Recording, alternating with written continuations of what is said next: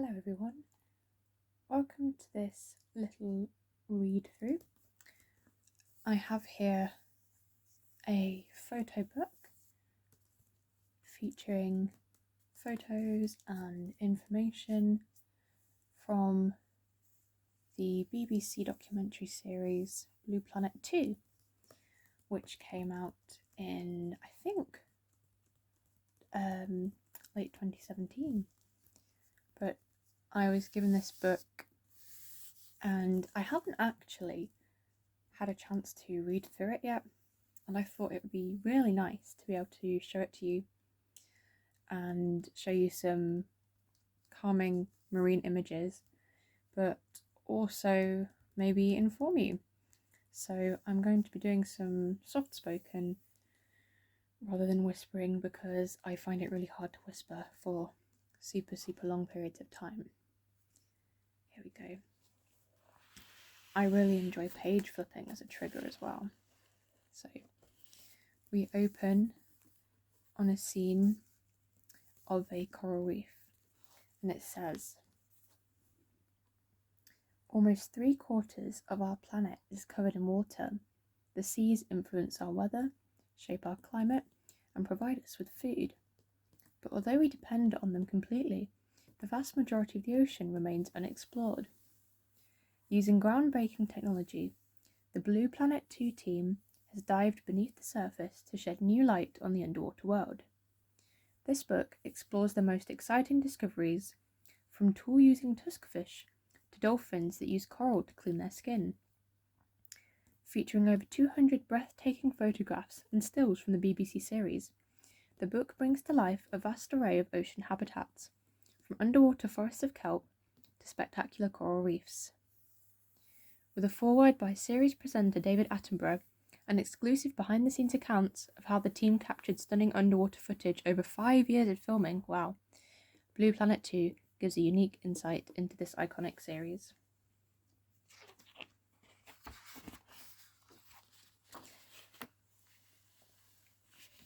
There we go, a lovely turtle. It's such a high quality book. So here we go. This is a nice image of a blue shark as we begin. Ooh, and a very cheeky chappy sperm whale looks like on the contents page. Look, there are little rake marks, it looks like. So we have the foreword, we have Chapter 1, One Ocean, Chapter 2, Coast, Chapter 3, Coral Reef, Chapter 4, Green Seas, Chapter 5, Big Blue, Chapter 6, The Deep, and Chapter 7, Our Ocean. I'm not sure if I'll read the whole book today.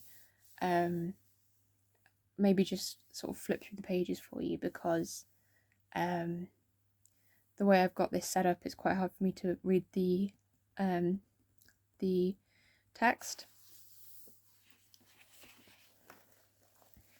So there's Sir David, looking very cute, bless him. It says he was sat in a boat off the Atlantic coast of Florida, ready for his close-up.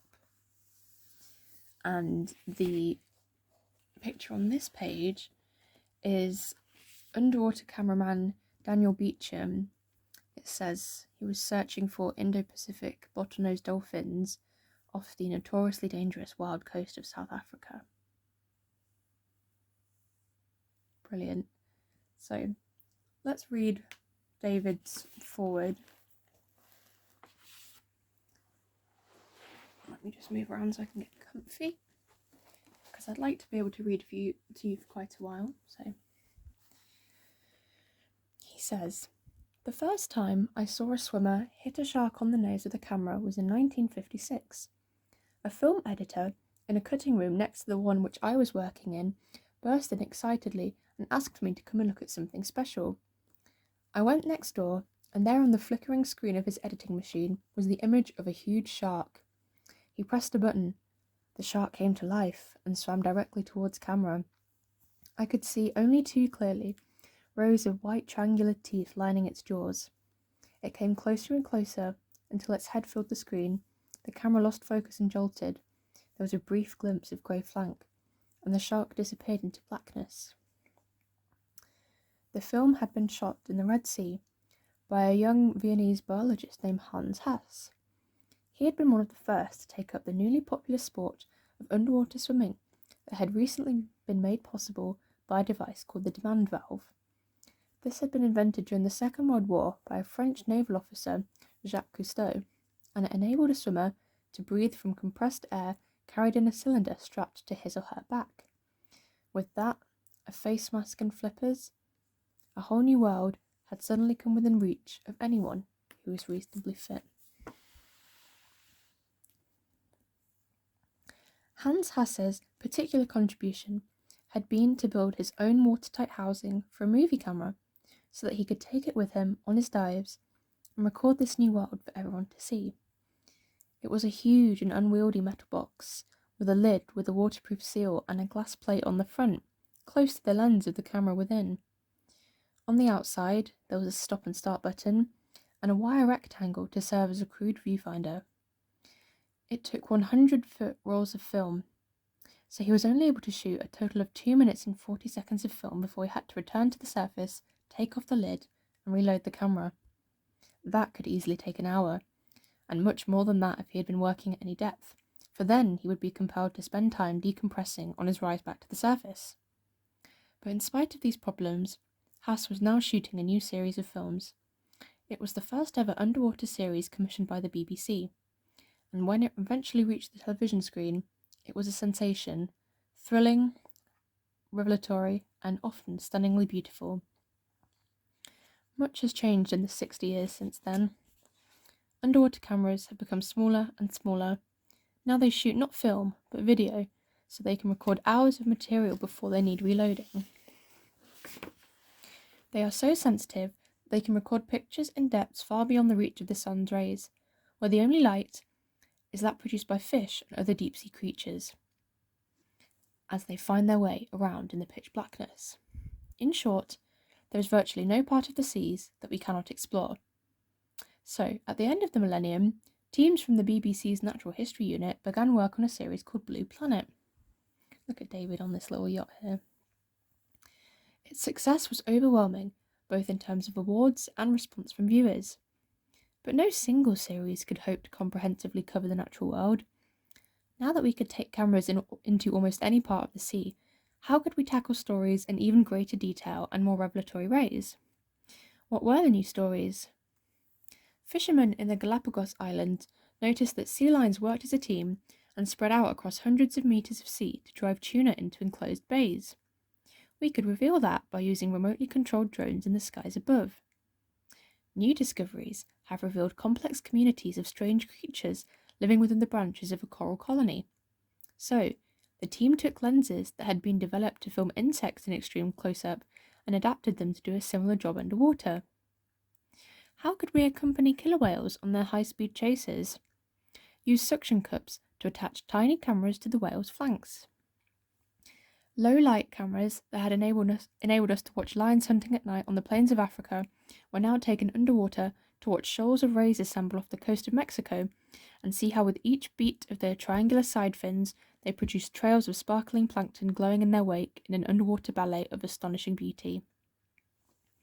Underwater films have changed a great deal since that first shark bumped its nose on a camera. Now, stand by for Blue Planet 2 and marvels beyond your imagining. Well, that was a lovely foreword from Sir David. So, let's move on to chapter 1. Maybe I could read a chapter at a time. We'll see how this goes. We've got some dolphins coming out of the water here. Let me see how long this chapter is.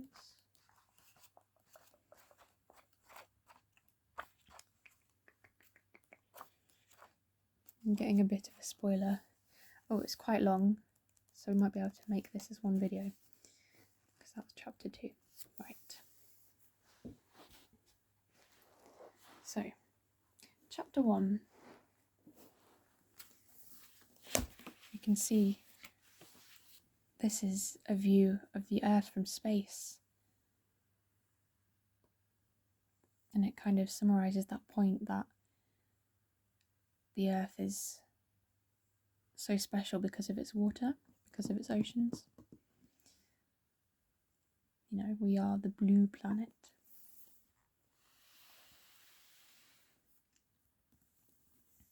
Here we go. Seen from NASA's Mars Reconnaissance Orbiter, our blue planet resembles a dappled marble floating in space. Its blueness is what makes the Earth unique, the presence of water, and lots of it.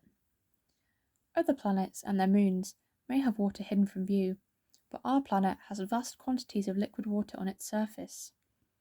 Where it came from? Nobody's sure.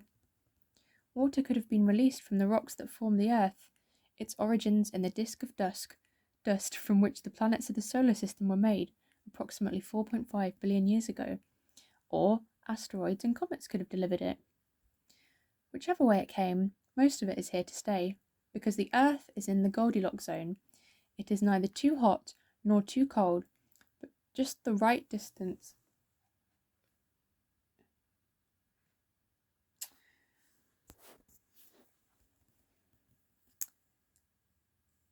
It is neither too hot nor too cold, but just the right distance from the sun for water not to freeze or boil off into space. Today, that water covers about 71% of our planet's surface, and 96.54% of all the Earth's free water is in our ocean, yet 95% of that is unexplored. The reason is not hard to see. The oceans are among the most inaccessible and expensive places to study. Nevertheless, these logistical and financial stumbling blocks have not stopped the pace of human endeavour. Ingenuity, painstaking research, and recent advances in marine technology and engineering are enabling scientists to explore the seas as never before. Yet, ironically, it was our ventures into space, rather than underwater, that alerted us to the key role that oceans play in maintaining the health of our planet. Although the oceans have been studied since ancient times, it was not until we put satellites into Earth's orbit and looked back at our planet that we began to appreciate their role in its well-being. The oceans are the Earth's life support system. They help regulate the amount of oxygen and carbon dioxide in the air we breathe, influence our weather and the climate, and so deliver the water we drink, provide a substantial amount of the food we eat, and they could be the reason we are here at all. The origins of life could well have been in this sea.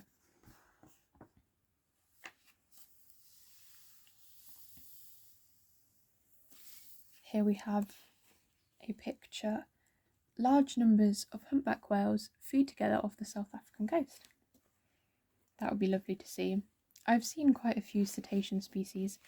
I've never actually seen humpback whales, so that would be really cool to see in person.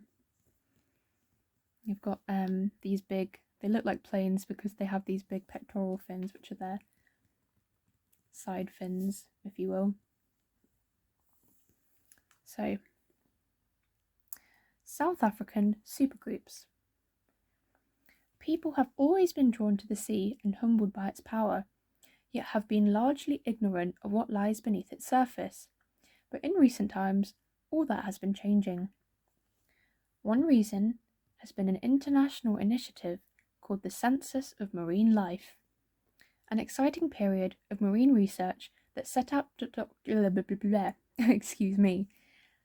I've done pretty well, that's the first time I've been tongue-tied so far. An exciting period of marine research that set out to document how many different kinds of animals live in the oceans, where they live, how many there are, and what threatens them.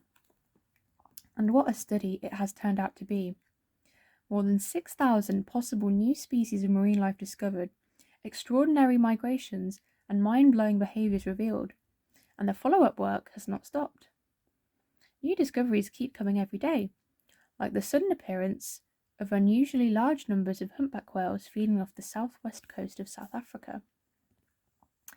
The first of these supergroups was spotted in 2011, and they have reappeared in subsequent years. Filmed for the Green Seas episode, each gathering can have up to 200 whales occupying a small patch of sea, And another surprise is that the whales are here during the summer months. Southern Hemisphere whales generally head for the Antarctic to feed on the dense swarms of Antarctic krill that occur there in summer. But here they feed on a smaller type of krill, together with amphipods and mantis shrimps, in the nutrient-rich waters of the southern Benguela current system. Why the whales gather here, and in such numbers, can only be speculation for now, but the scientists observing them suggest that they are witnessing events that were more common before the 20th century whaling industry reduced the world population to fewer than 5,000 individuals. Since 1966, when commercial whaling for humpbacks ceased, their populations have been slowly rebuilding. One reason for these aggregations might be that their numbers have reached a critical threshold and they are starting to revert to pre-whaling behaviour. Other explanations are that they might be reshifting their behaviour in response to the abundance of prey in this rich ecosystem, or they have been forced to find new feeding opportunities because the population increase has created stiff competition for food down south. Now scientists are planning to track the whales to fathom out just why these humpbacks seem to have changed their annual migration. Ooh, lots of different pictures. So, bottom left, it says one of the 2-man submersibles used by the film crew being launched from the stern of its mothership. Then we have it says one of the coral reef stars is reassured of that it's on the right show. Marine biologist Dr. Alex Vale is at Lizard Island on the Great Barrier Reef. Oh, I'd love to go to the Great Barrier Reef someday. It just makes me really sad, all the damage we're doing to our coral reefs. This is another picture of the manned submersible, it looks like. If you've seen Blue Planet 2, then one of my favourite scenes is when the manned submersible is sort of attacked by these sleeper sharks because they're just so big and funny. And then this picture is a close-up of the clownfish. It says, underwater cameraman Roger Munns uses an underwater straight scope system for close-up shots of the clownfish family at Mabul Island, southeast Sabah in Malaysia. I do like clownfish. And there are actually lots of different types. Everyone knows the Nemo sort of looking ones.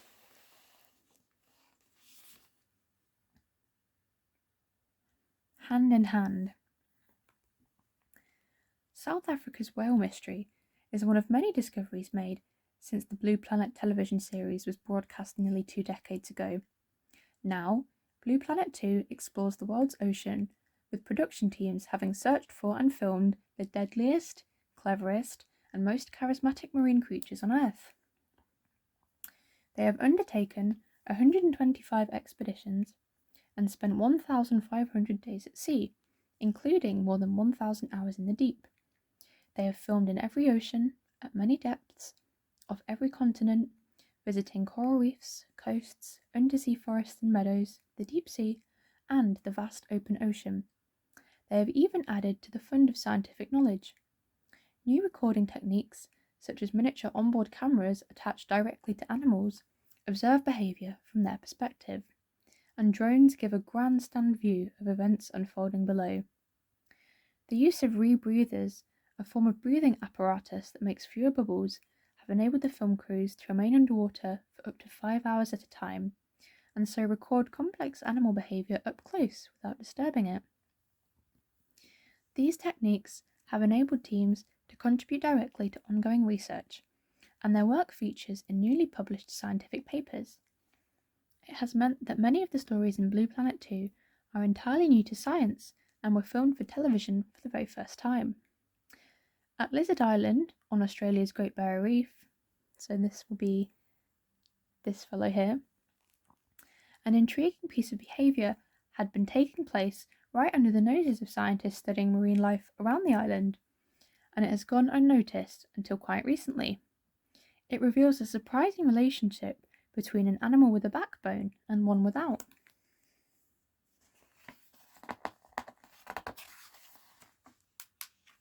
here we go. An unlikely alliance.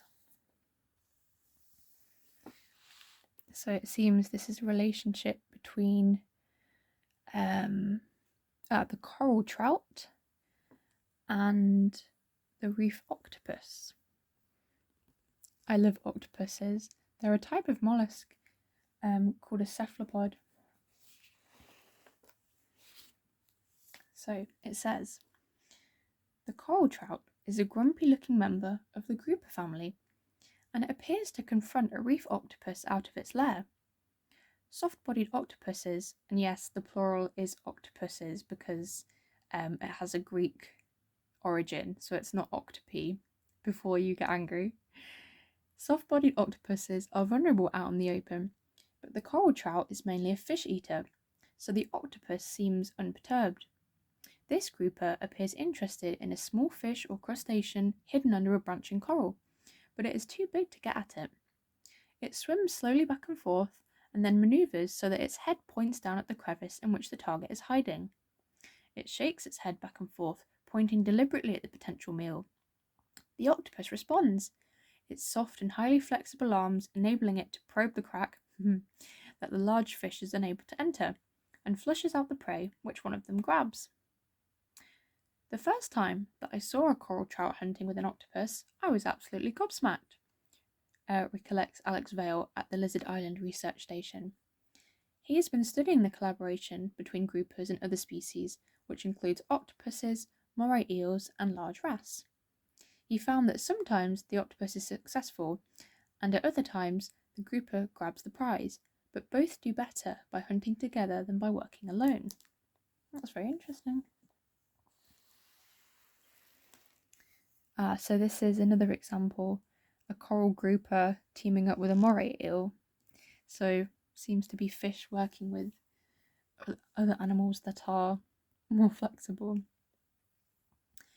It is surprising behaviour. Both animals must have learnt it.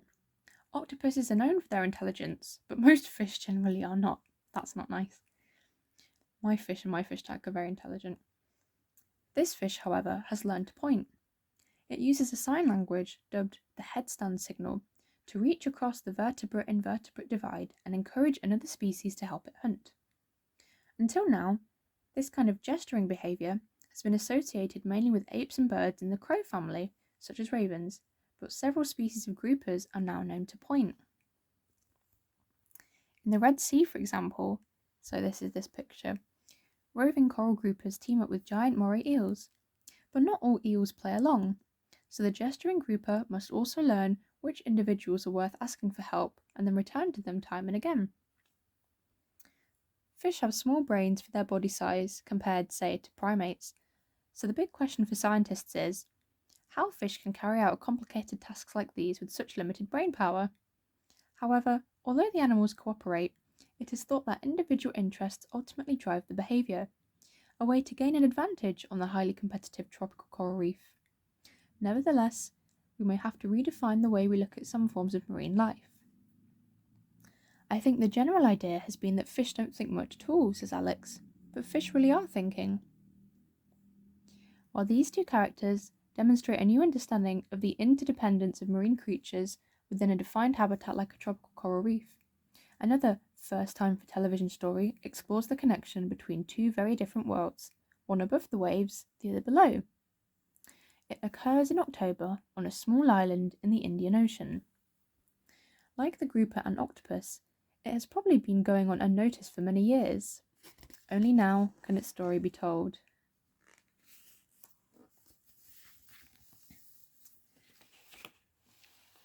This page is called Fish Missiles. It says, below, a giant trevally watches out for young terns overhead. It's a smart fish, and it also knows to shadow seals and sharks to catch their escaping prey. And then these smaller pictures. A giant trevally launches into the air, but thanks to the tern's exquisite aerobatics, the fish is unsuccessful in bringing down the bird.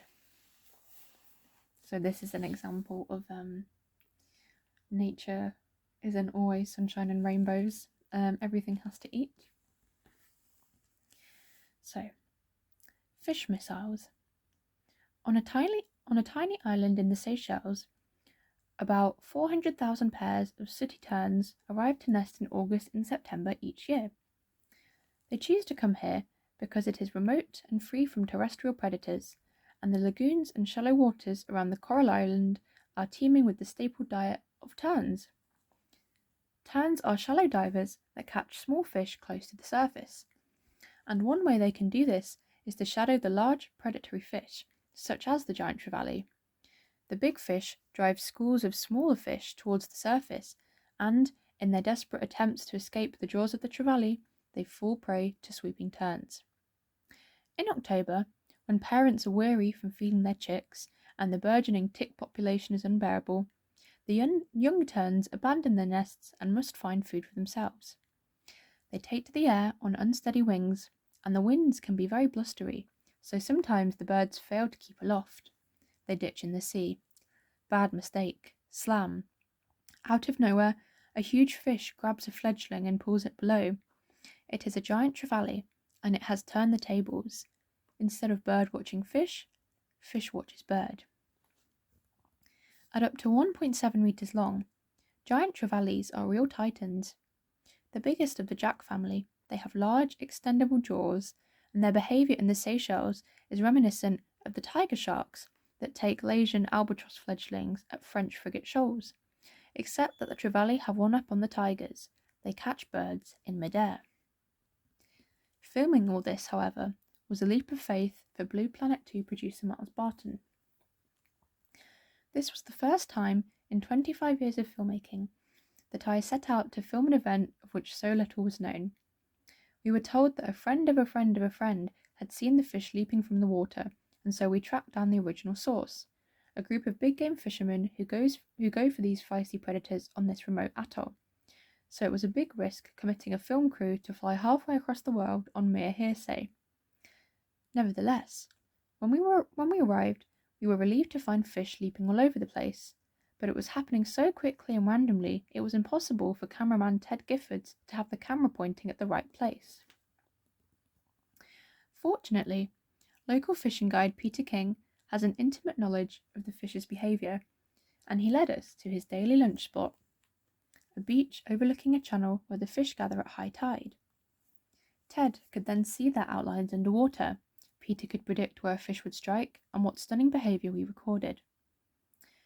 Giant trevally have exceptional eyesight and panoramic vision, and they congregate at key places in the clear waters on the lagoon side of the atoll, where they can see the silhouettes of a steady stream of birds overhead. As a tern flies low or hovers over the water, the trevally erupts from the surface. It knocks the tern out of the sky or grabs the bird in its mouth, drags it below, and swallows it. The fish creates a bow wave above it, tracking the bird from below, Miles could see. Sometimes it decides the fish is too high and goes no further. However, if the bird stoops close enough to the water, the giant trevally launches itself like a missile and expands its mouth to the size of a football to enclose the bird and bring it down. To see a metre-long fish leave the water and take down a fully grown tern is a dramatic sight, but some of the more exciting views were when the fish committed itself, but the bird, through incredible aerobatics, escaped at the last moment. The hunting tactic seemed to depend on the size of fish, researcher Sophie Morgan noted. The smaller fish made the most dramatic leaps, and despite their exuberance, they missed the birds a surprising number of times. I guess it takes too much energy for the bigger fish to propel their huge bodies out of the water, and perhaps they have learned that they have a better hit rate by targeting terns on or close to the water.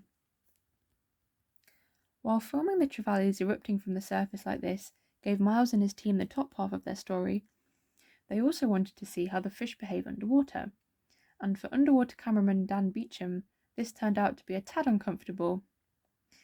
Giant trevallys normally pose little threat to people, but even so, getting into the water with them was rather daunting. They are really large fish and apex predators with extremely powerful jaws, and the crew saw what damage those jaws could do. These giant fish had become used to fishermen throwing scraps into the water, and would attack anything that made a splash, recalls Miles. So everybody moved slowly and gingerly, and the fish would simply circle, giving us wonderful shots of their bulldog-like faces. When a guide accidentally dropped a soft drinks can, though, the fish were on it in an instant. The puncture marks were a reminder not to put a foot wrong. On this page we can see some lovely cetaceans. These look like, are they pilot? Oh no, false killer whales. And some dolphins. So it says here we have bottlenose dolphins and false killer whales. They meet in the ocean and hunt together. The dolphins are 2 to 4 meters long, while the false killers are up to 6 meters long. Both live in temperate and tropical waters throughout the world. Now, an interesting fact about false killer whales is that they are part of the same group as killer whales and pilot whales, called blackfish, because, well, they're very big and very black. And that's where the name of the SeaWorld documentary came from, I believe.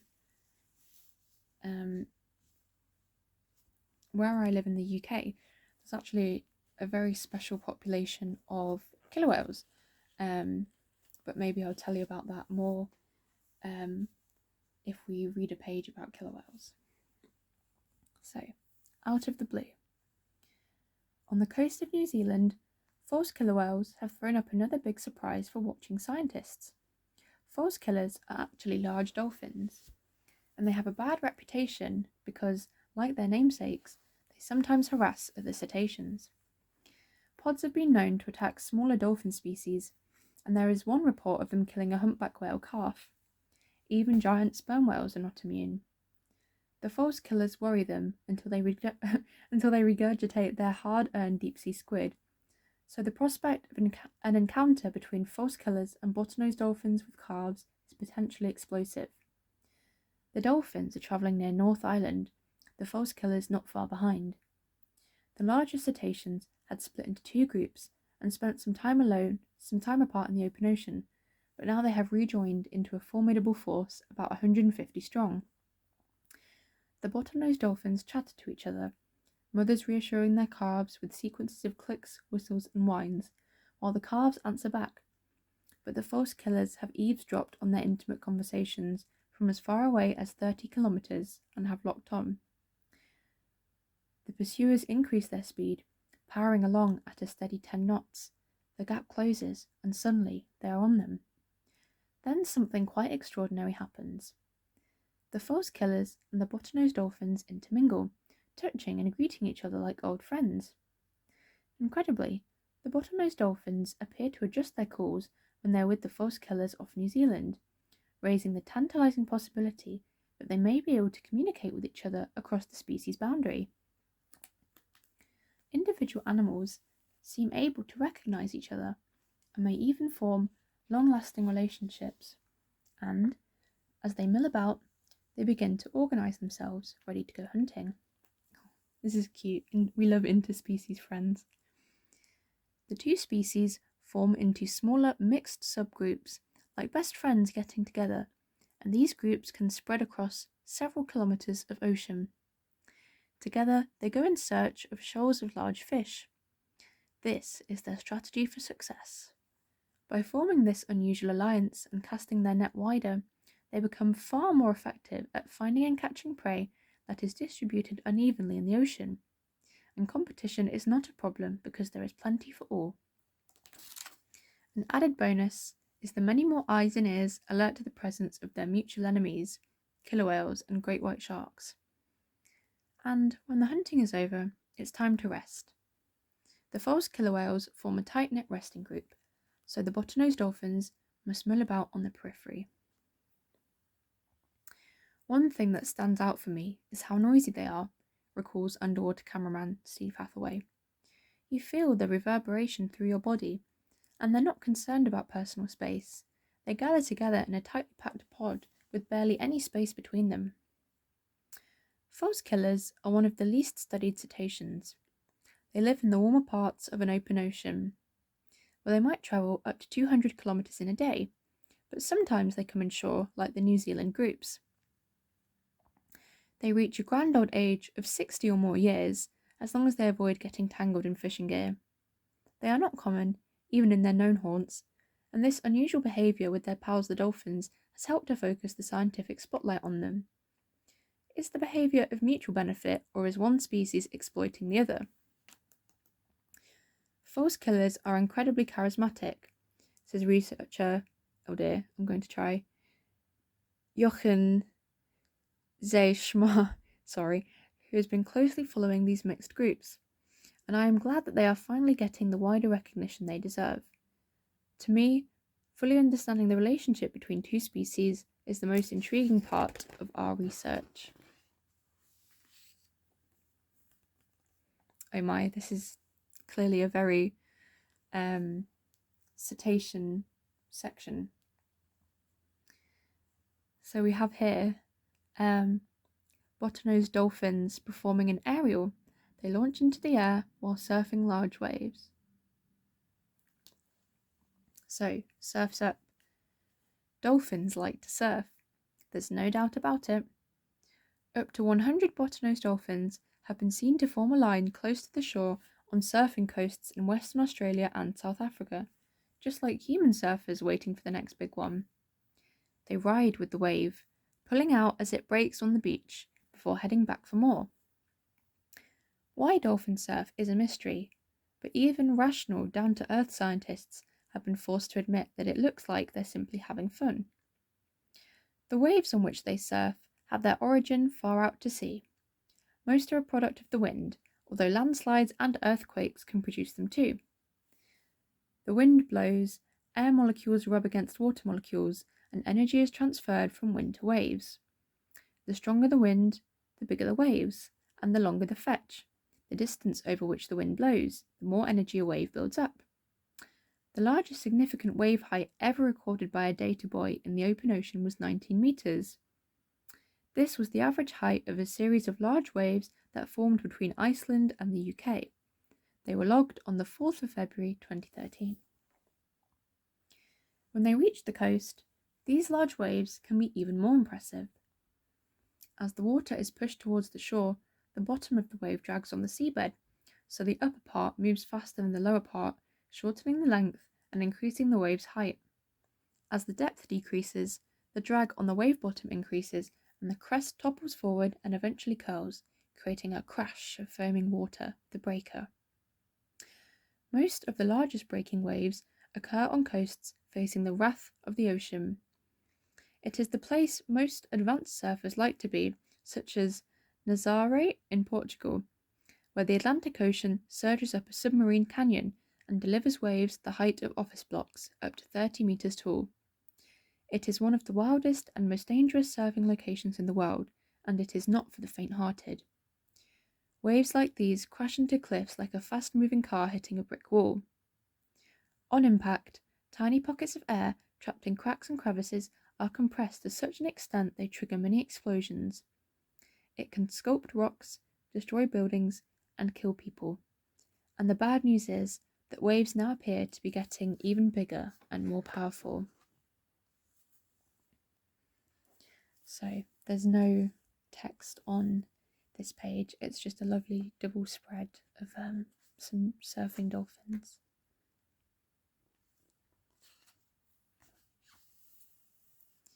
Monster waves and black holes. So on this page we have the fishing vessel Ocean Harvest ploughing through exceptionally high waves in the North Sea, and this page shows high winds blowing over a long fetch, creating large destructive waves which erode the coastline.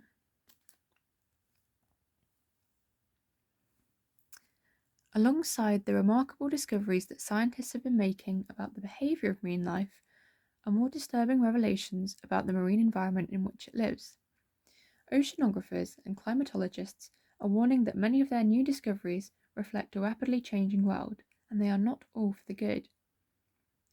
A warming planet widely believed to be caused by raised carbon dioxide levels in the atmosphere from the burning of fossil fuels, means that sea surface temperatures are increasing. The likely consequences are fiercely debated. In some models, tropical storms, hurricanes, typhoons, and cyclones are predicted to increase in intensity. There will be fewer of them, according to research by Florida State University, for example, but each storm is more powerful than it would have been in the past and lasts for longer.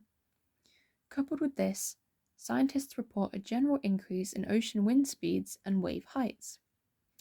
Oceanographers at Swinburne University of Technology, Melbourne, have looked at data from 1985 to 2008 and have found that off Western Australia, wind speeds have increased by 10% during the past couple of decades, and extreme wave heights are 6 metres on average today compared to just 1 metre in 1985. Similar increases have been recorded in other parts of the world. Oh look, here's a man surfing. It says, German surfer Sebastian Stoidner rides a giant wave at... Oh dear, I'm just going to accept that I'm not going to be able to pronounce things properly. At Nazaré in Portugal. Extreme waves are large spontaneous waves, sometimes known as rogue waves. Some are thought to reach up to 30 metres high, and are probably the reason more than 200 supertankers and container ships have been lost during the past 2 decades. These huge walls of water, which the captain of the Queen Elizabeth II once described as like hitting the White Cliffs of Dover, were the stuff of legends until 2004, when, during a 3-week period, a European Space Agency satellite detected 10 extreme waves estimated to be more than 25 metres high at various places across the globe. One stretch of water that is known for its rogue waves is the powerful Agulhas Current, which flows southwestwards along the coast of southern Africa. Here, oceanographers have discovered that ordinary waves encounter swirling eddies in the ocean and concentrate the energy to form the much larger rogues. The vortices are known as Agulhas rings, the water circling at about the same speed as a person walks. They can be so big and powerful, up to 150 kilometres across, that some scientists have likened them to black holes in space. Once trapped in the gigantic whirlpool, even water cannot get out, and it can remain there for over a year. In the Southern Ocean, these rings are thought to be important in moving warm water northwards, away from the Antarctic, and so counteract to some extent the impact of global warming on the region's ice sheets and glaciers.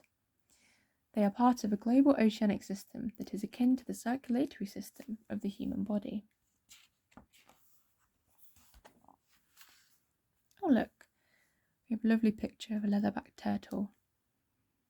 It says, Leatherback turtles follow the Gulf Stream and other ocean currents of the North Atlantic Gyre between breeding beaches in tropical South America and jellyfish-rich feeding sites off the temperate coast of northwest Europe.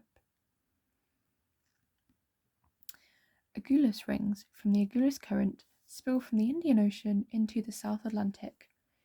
It shows how the world's 5 oceans, Pacific, Atlantic, Indian, Arctic, and Southern, are not isolated bodies of water. They are interconnected, forming a single ocean, known as the world or global ocean.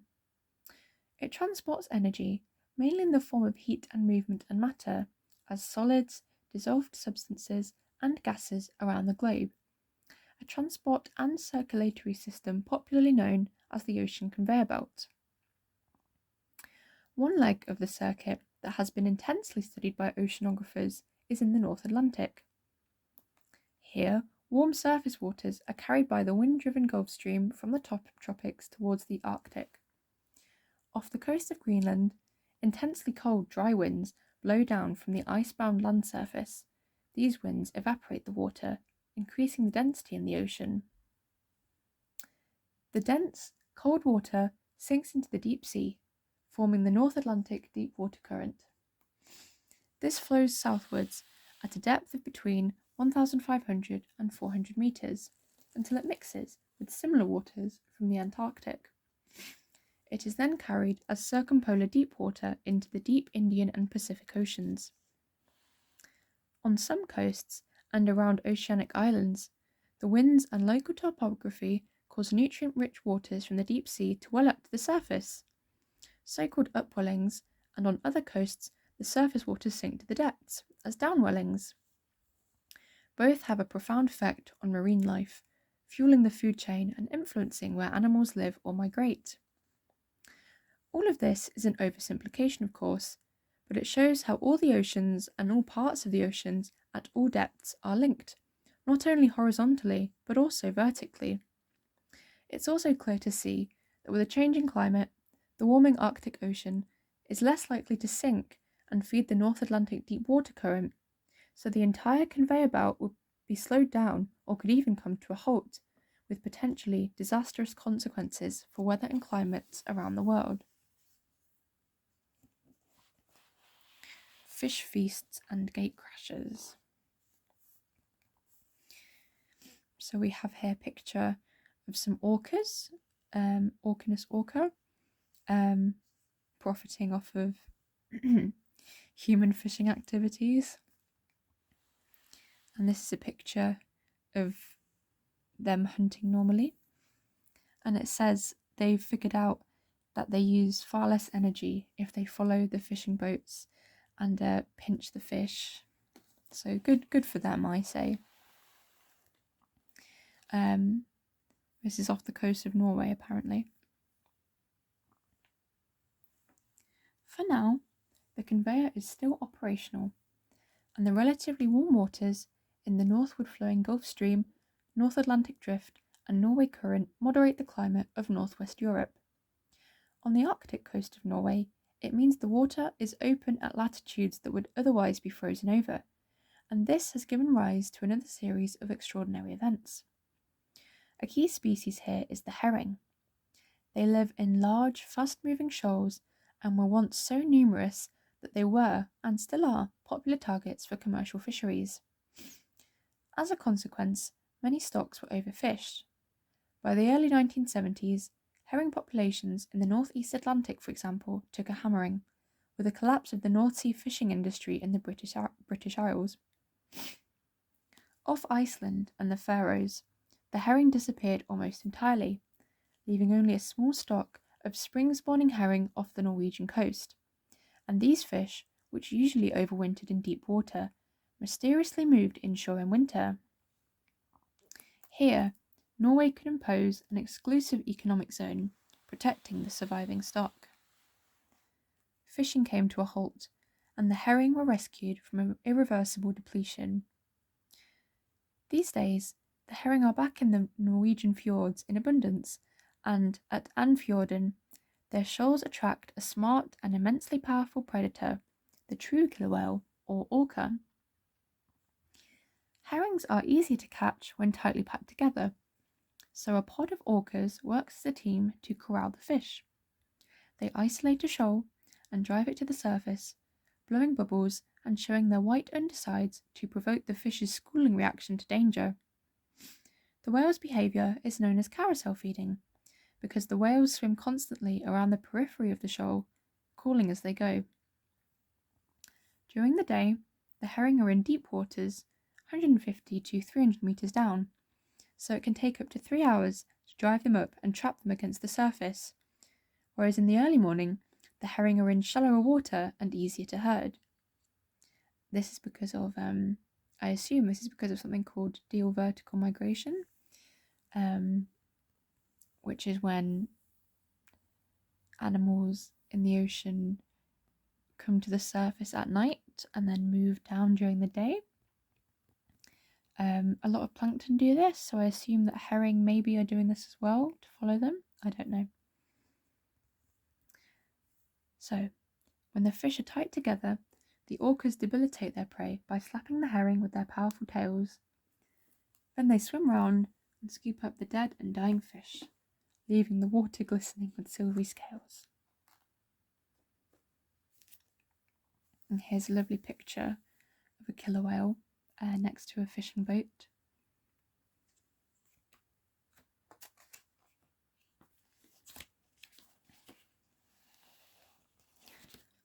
We can see here underwater cameraman David Reichert enjoys cold water and rough seas while following the hunting orcas.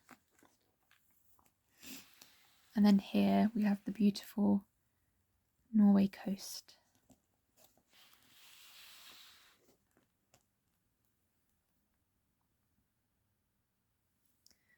Studying orca behaviour is Eve Jourdain, principal investigator with the Norwegian Orca Survey. She uses several techniques, including drones and special camera tags developed in collaboration with the BBC. Each tag consists of a high-definition camera along with 14 other scientific sensors that attach to the whale by small suction cups. When we deploy the tags, Eve points out, there is barely a reaction from the whale. They just get a bit of a surprise to feel something on their back, but it is the least invasive method, so there is not even a scratch on them afterwards. The drones reveal the pattern of the orca's attacks, and the onboard cameras have enabled Eve and her team to see what is going on underwater from the orca's perspective. You can really see the teamwork. Every whale has its job to do. We have whales on every side trying to hurt the herring. When they charge towards the shoal and start to tail slap, they can kill up to 25 herring with one tail slap, and then all of the group share the dead herring. It is a dramatic event, but as producer Jonathan Smith found out, it was quite a challenge to film from the air, underwater, topside, and with cameras on the backs of the killer whales in the exposed mouth of Andfjorden in winter. We were there for 2 Novembers, remaining on station until the sun no longer rose above the horizon, and 3 Januaries when the sun first began to appear again. It was often snowing and windy, with rough seas, very cold, and we only had a 40-minute filming window each day from which to cover the action. We looked for seabird activity to find the right place, although there were hot spots where we knew the orcas would be. From above the surface, it was difficult to work out what was going on, but underwater you could see how coordinated the whales were, and the cameras on the whales took you right in. It was as if you were part of the pod, and you could see how organised they were. Attempting to follow the pod underwater was cameraman Dave Beecham. Even though the water was extremely cold, around 5 degrees Celsius, we opted to wear thick wetsuits rather than bulky and cumbersome dry suits, which allowed us to move faster through the water in order to keep up with the action. During filming, however, the production team came across a more worrying consequence of the herring stock recovery: renewed commercial fishing. Fishing activity has increased alongside the burgeoning herring population, and Eve has noticed a change in the orca's behaviour.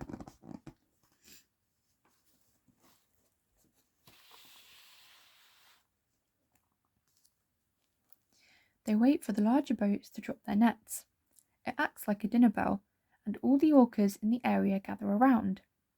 Quite a few herring slip from the nets, and this is what they are waiting for. They are smart animals.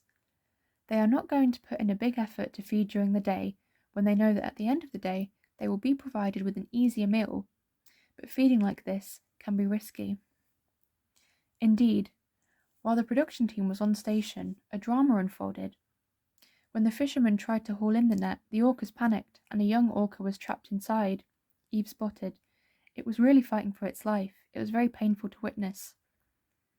Fortunately, Eve was able to persuade the fishermen to drop the net. We didn't believe the whale was going to make it. We thought it was going to die, but what was most impressive to see was the reaction of the family. It stayed around the boat until the end, and it was a huge relief to see the orca finally get back to the sea. The orcas are intensely vocal animals. During carousel feeding, they call loudly to one another, and when the young whale was trapped, the family called to it constantly. Such commotion does not go unnoticed. Larger whales are listening. Humpback and fin whales have learned what the cacophony means, and they suddenly appear, barging the hunting orcas aside. The gatecrashers lunge through the tight shoals of herring with mouths agape, engulfing the best part of the orca's hard-won prey in a few enormous gulps. The humpback whales would often come in force, recalls Jonathan, 5 to 10 abreast, and that's a lot of whale. The humpback's arrival is a relatively new event. first noticed by the Norwegian scientists 5 or 6 years ago. The whales head for the Norwegian coast after spending the summer feeding around the Svalbard archipelago in the Barents Sea. In the late autumn, they stop off at the fjords for a final top-up on herring and may stay deep into the winter before continuing to breeding sites as far away as the Caribbean, a one-way journey of about 3 months. However, when they return, there is no guarantee that they will find the orcas in the same place. It seems that every 20 years or so, the herring change their overwintering site. Arctic Mother. Here we have a picture of Walrus Beach. It says an ugly or a huddle of walruses gather on a Svalbard beach. Most are males, but there are mothers with calves scattered about. Well, that's not very nice. I don't think they're ugly. I think they're quite beautiful.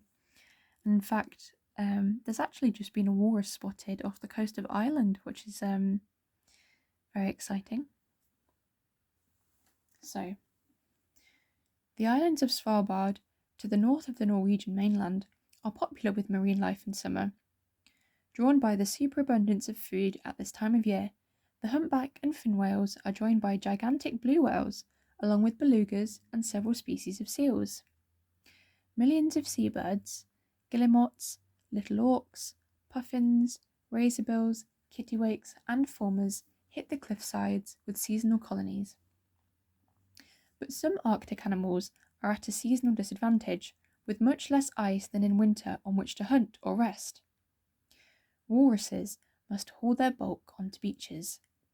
Hundreds gather at the water's edge, but like any large gathering, their odour attracts unwelcome attention. Polar bears, like walruses, depend on the ice. It is where they hunt seals during the winter, so with little ice in summer, they head for Svalbard's beaches too. Downwind from the gathering, the bears quickly detect the presence of walruses, and from a considerable distance away, for they have an extraordinary sense of smell. When they plod onto the beach, they cause quite a stir. Bears have the advantage on land, so walruses will try to get back into the water to escape from them. Adult walruses can handle the situation. They can shake themselves free from a polar bear attack, their thick blubber protecting them from teeth and claws. But they still lose their nerve, especially females, for their youngsters are vulnerable, both from the bears and from being crushed by panicking adults. A mother in the midst of the fray tries to guide her pup towards the sea. They can both outswim a polar bear, and they put a good few meters between themselves and the beach. But once they are in the water, they cannot return to the beach while bears are present. They need to haul out onto an ice floe, but these are becoming fewer and farther between, due mainly to the warming climate. The problem is that Svalbard has experienced the fastest and most profound loss of regional sea ice in recent years. In the Arctic during 2016, the summer was the warmest since records began. A combination of events caused the temperature to soar. A general warming of the Arctic, southerly winds pushing warm air from mid-latitudes, and an extreme El Niño warming event in the Pacific, one of the worst for decades, conspired to heat up the Arctic Ocean so the summer sea temperatures off the east and west coasts of Greenland were 5 degrees centigrade above the average for 1982 to 2010. In fact, in recent years, the Arctic is warming up at about twice the rate as the rest of the planet. This has caused what sea ice survives to thin. Until 1985, 45% of the region had multi-year sea ice. Almost half the sea ice did not melt in summer, so in subsequent years the ice layers built up. Now, only 22% is a thick multi-year ice, the rest being thin first-year ice, and a walrus mother with pup needs the thick stuff. Here she is with her pup. A slab of ice from a nearby glacier would do the trick, but competition for the ice is fierce, and walrus mothers are not keen to share. It is some time before the pair finds a vacant slab of ice. Following their fate were Jonathan Smith and cameraman Ted Gifford, and it was difficult for them not to become emotionally involved. Here we can see, look how big they are. You try to disengage yourself from the drama playing out in front of you, but when the mother and pup finally made it to an ice floe and the pup cuddled up to its mother, Ted and I could not help looking up from our monitors and letting out a sigh of relief. And they were in for another little surprise. The mother reassured her baby by whisker kissing. This was one of the most beautiful and tender moments that I have ever been lucky enough to see. An animal so often portrayed as monstrous, showing that she is actually one of the most caring mums in the entire animal kingdom. These moments were quite extraordinary. As their blubber is too thick to feel a normal touch, the walrus mother comforts her offspring by touching their sensitive whiskers. Truly heartwarming. The young walrus is dependent on its mother for at least 3 more years, and they are both reliant on the ice being there. Without the ice, they have nowhere safe to haul out and rest, and climate change and the rising sea temperatures mean that summer sea ice may be a thing of the past. For now, the interconnecting currents of the single global ocean are still doing their job as part of the planet's life support system. But for how much longer? There are challenging times ahead for the Arctic's wildlife, and, as you'll read in the following pages, for marine life all over the world.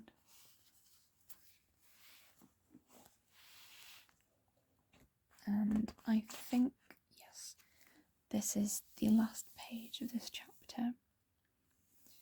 So I hope that you have found this to be relaxing and informative. I'm sorry that the quality of the audio may not have been great, but what can you do? So let me know if you enjoyed this, and I would love to show you the rest of this book, because that was only the first chapter. So, have a good night, whether you are on land or in the deepest, darkest depths of the abyss.